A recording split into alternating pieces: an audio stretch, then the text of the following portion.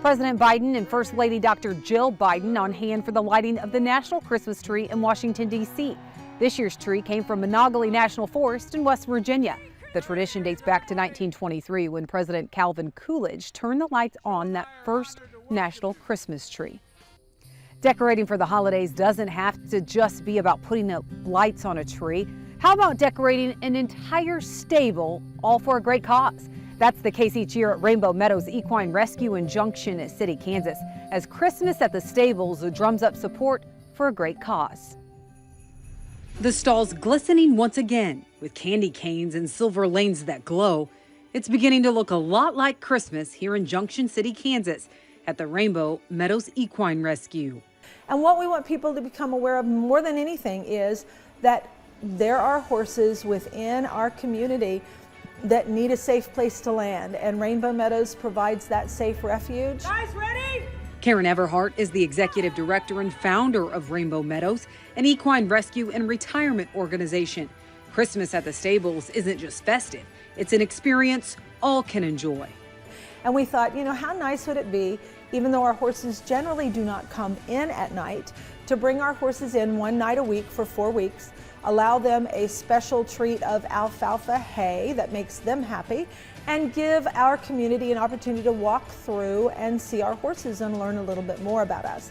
In its third year, visitors have the chance to see more than 40 horses this year, as Christmas at the Stables has exploded in popularity. We anticipated maybe on a good night we might have, I don't know, 100 people come through here.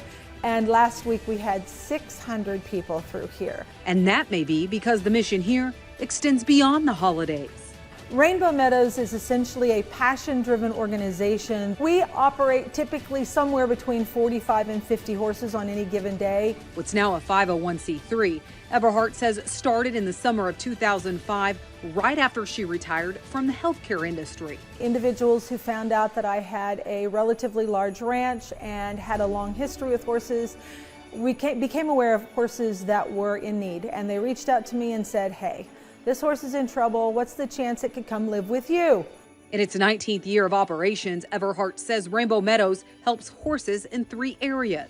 The first is those that actually come in as direct intakes, and we probably bring 40 to 50 horses in each year. But we also are involved in helping horses a little more indirectly. So if there are large seizures of horses, they may not physically ever come here just due to capacity. And I will help provide new homes for them through what we call a placement process. From physical rehab to emotional rehabilitation, the work here has turned into several miracles, including one horse named Phoenix. Phoenix was sadly one of 55 horses that had to be seized, and this little filly was 3 years old. She was the size of a horse that was about 6 months old, and she was lying in mud and she was covered in feces, and I literally thought she was dead. They rescued Phoenix and then began her rehabilitation.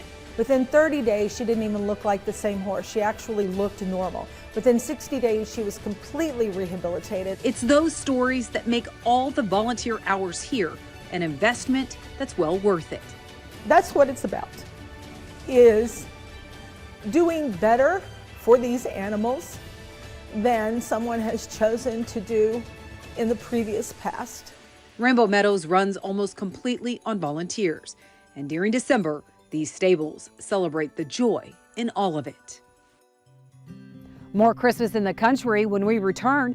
Many people know just where to get a perfect real tree. We'll visit one tree farm that has become a tradition for many families at Christmas. And you can't have a tree without an incredible light display. You'll see one next.